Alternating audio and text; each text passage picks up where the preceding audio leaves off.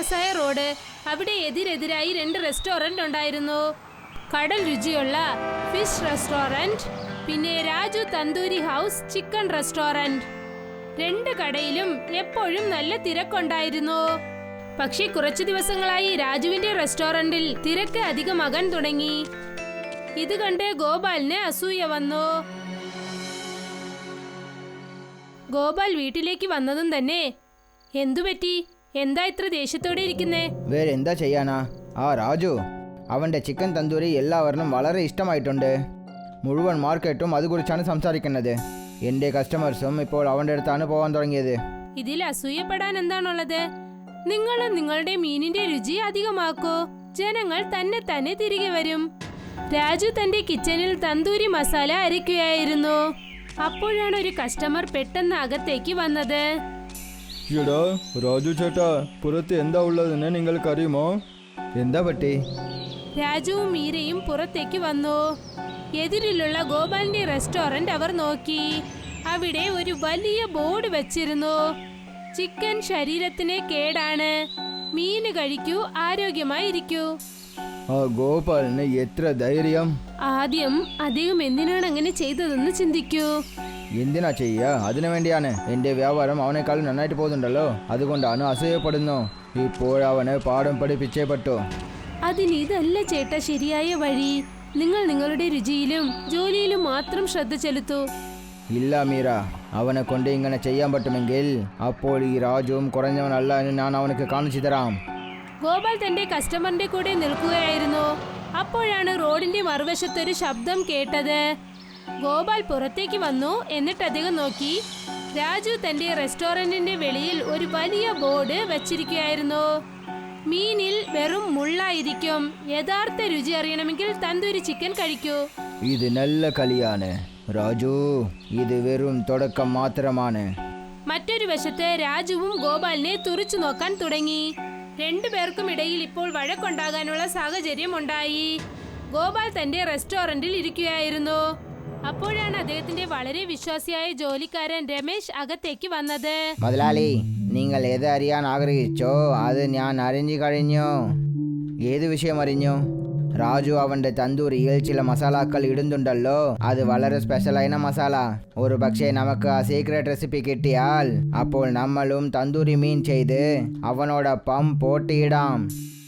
അത്ഭുതമാണ്. പക്ഷേ ആ മസാലാവിനെ എങ്ങനെ കണ്ടുപിടിക്കുക? ഞാൻ എന്താ ആലോചിച്ചതെന്ന് വെച്ചാൽ, ഞാൻ രാജുവിൻ്റെ റെസ്റ്റോറൻറ്റിലേക്ക് കസ്റ്റമറായിട്ട് പോയിട്ട് കിച്ചൻ്റെ ഉള്ളിലേക്ക് ചെല്ലാൻ ശ്രമിക്കും. ഒരു പ്രാവശ്യം ഞാൻ അകത്ത് പോയാൽ ആ മസാലയുടെ രഹസ്യം നമുക്ക് തരും. സബാഷ് രമേശ്, നീ മാത്രം ഈ പണി ശരിയായിട്ട് ചെയ്താൽ പിന്നെ ഞാൻ നിനക്ക് ബഹുമതിയും. അദ്ദേഹത്തിന് പൂർണ്ണ വിശ്വാസമുണ്ടായിരുന്നു. അതായത് അദ്ദേഹം രാജുവിനെ തോൽപ്പിക്കാമെന്ന്. രാജു കിച്ചണിൽ മീറ്റ് കട്ട് ചെയ്യുകയായിരുന്നു. അപ്പോഴാണ് ഒരു ജോലിക്കാരൻ അവിടെ നിന്നും ഓടി വന്നത്. മുതലാളി, പുറത്ത് ഒരു വിചിത്രമായ വിഷയം നടന്നിട്ടുണ്ട്.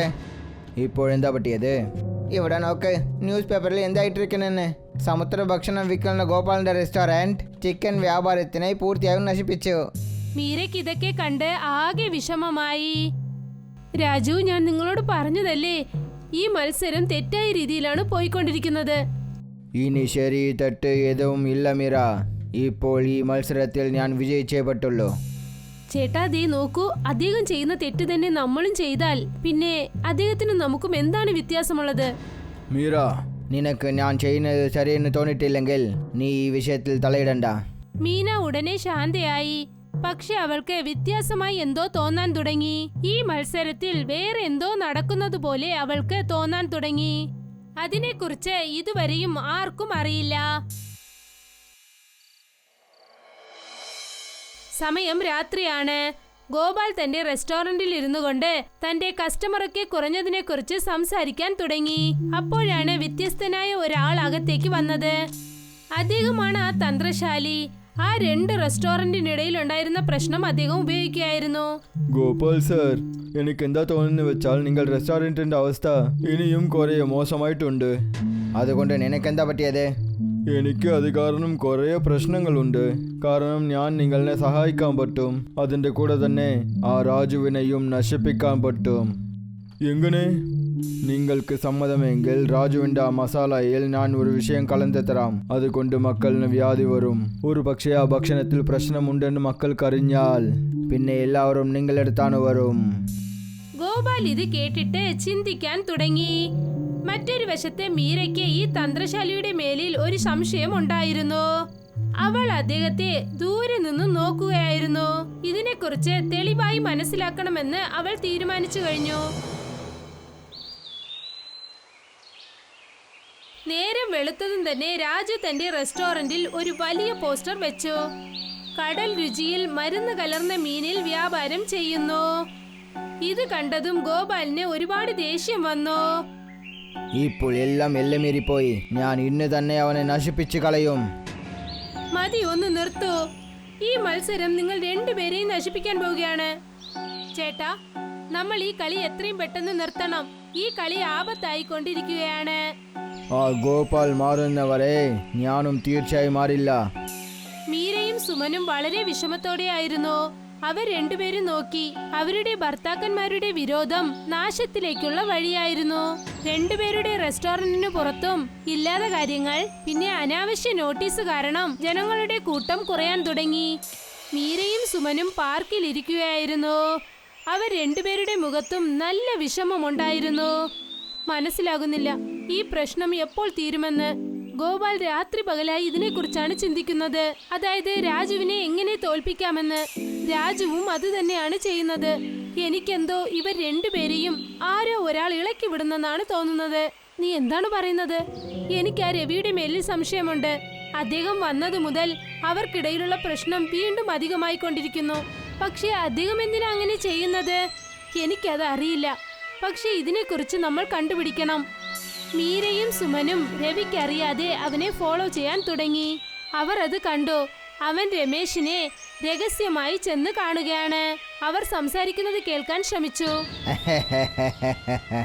ഇവിടെ നോക്ക് രമേശ്, നമ്മൾ രണ്ടുപേരുടെ പണിയും ഒന്നാണ്. അവർ രണ്ടുപേരുടെ മധ്യയിൽ പ്രശ്നങ്ങൾ എന്താ കൂടുന്നുണ്ടോ അപ്പോഴാണ് ആ രണ്ട് റെസ്റ്റോറൻറ്റും നമ്മൾക്ക് കിട്ടും. അതുകൊണ്ടാണ് അവർ രണ്ടുപേരുടെ പ്രശ്നത്തിൽ ഞാൻ തീ കത്തിച്ചു കൊണ്ടിരിക്കുന്നത്. ശരിയായി ചെയ്തു. ഈ രണ്ട് റെസ്റ്റോറൻറ്റും മൂടിക്കഴിഞ്ഞാൽ അപ്പോഴാണ് നമ്മളുടെ മുതലാളിക്ക് ഈ സ്ഥലത്തിൽ ഒരു പുതിയ ഹോട്ടൽ കട്ടാനുള്ള അവകാശവും കിട്ടും. മീരയും സുമനും ഇത് കേട്ടിട്ട് ആകെ അതിശയിച്ചു പോയി. അവർക്ക് മനസ്സിലായി, അതായത് രവിയും രമേശും ഒരു ബിസിനസ് ടൈക്കൂണിന് വേണ്ടി പണിയെടുക്കുകയാണ്. അവർ ഈ പ്രദേശത്ത് വലിയൊരു ഹോട്ടൽ ഓപ്പൺ ചെയ്യാൻ പ്ലാൻ ചെയ്തിരിക്കുകയാണ്. എന്ന് വെച്ചാൽ ഇവർക്കിടയിൽ ഈ വഴക്ക് മറ്റൊരാളുടെ ലാഭത്തിന് വേണ്ടിയാണോ നടക്കുന്നത്? പിന്നെ നമ്മൾ എല്ലാവരും അദ്ദേഹത്തിന്റെ വലയിൽ കുടുങ്ങിയിരിക്കുകയാണ്. നമ്മൾ ഇത് എന്തായാലും തടയണം. അടുത്ത ദിവസം രാവിലെ മീരയും സുമനും അവരുടെ ഭർത്താക്കന്മാർക്ക് പറഞ്ഞു മനസ്സിലാക്കാൻ ശ്രമിച്ചു. തുടക്കത്തിൽ രാജുവും ഗോപാലും വഴക്കിടാൻ തുടങ്ങി. പക്ഷെ അപ്പോഴാണ് മീര നടുക്ക് വന്ന് സംസാരിക്കാൻ തുടങ്ങിയത്. മതി, ഇതൊന്ന് നിർത്തൂ. ഇങ്ങനെ നിങ്ങൾ രണ്ടുപേരും ഞങ്ങളുടെ വാക്ക് കേട്ടില്ലെങ്കിൽ നിങ്ങൾ നശിച്ചു പോകാൻ പോവുകയാണ്. എന്താ പറയുന്നേ? അതെന്താണെന്നാൽ രവിയും രമേശും ചേർന്ന് നിങ്ങൾ രണ്ടുപേരെയും മണ്ടന്മാരാക്കിക്കൊണ്ടിരിക്കുകയാണ്. മീരയും സുമനും രവിയെയും രമേശിനെയും കുറിച്ചുള്ള സത്യങ്ങളെല്ലാം പറഞ്ഞു. രണ്ടുപേരും ഇത് കേട്ടതും ഞെട്ടിപ്പോയി. അങ്ങനെ വെച്ചാൽ നമ്മൾ രണ്ടുപേരുടെ പ്രശ്നത്തിൽ വേറെ എവർക്കും നല്ലത് നടക്കുന്നു. നമ്മിലുള്ള ദേഷ്യം കാരണം നമ്മൾ ഈ വിഷയത്തിനെ ശ്രദ്ധിക്കാതെ വിട്ടുപോയല്ലോ. രാജുവും ഗോപാലും മീരയോടും സുമനോടൊപ്പവും ചേർന്ന് ഒരു പദ്ധതി ഒരുക്കി. അവർ രമേശിനെയും രവിയെയും വിളിച്ചു വരുത്തി. അവരെന്ത് കരുതിയെന്നാൽ തങ്ങളുടെ പദ്ധതി വിജയിക്കാൻ പോകുന്നുവെന്ന്. പക്ഷെ അപ്പോഴാണ് പോലീസ് വന്നത്. നിങ്ങളെ കുറിച്ച ഉണ്മകളൊക്കെ ഇപ്പോൾ ഞങ്ങൾക്ക് അറിഞ്ഞുപോയി. ഇപ്പോൾ നിങ്ങൾ രണ്ടുപേർക്കും ജയിലിലേക്കാണ് പോവുക. പോലീസ് അവർ രണ്ടുപേരെയും പിടിച്ചു കൊണ്ടുപോയി. രവിയും രമേശും പിടിയിലായതിനു ശേഷം ഗോപാലും രാജുവും മാറി മാറി നോക്കി. ഇനി നമ്മൾക്ക് പ്രശ്നം വേണ്ട. നമ്മൾ നമ്മളുടെ റെസ്റ്റോറൻറ്റിനെ കണ്ടോളാം.